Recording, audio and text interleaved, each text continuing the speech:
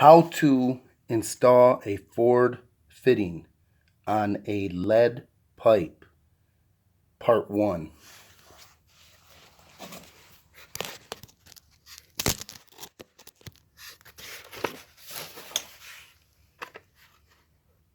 First, you have to cut it, so I'm gonna cut it with a cutter.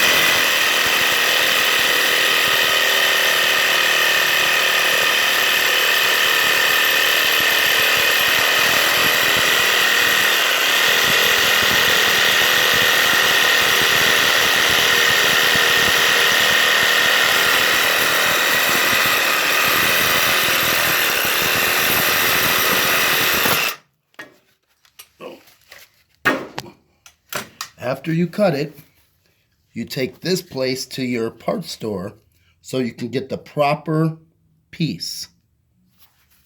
So you take one side and you take it to the parts store so you can get the proper size. And first of all, always shut off your water. If you do not shut off your water, be ready for a little bath. Thank you very much.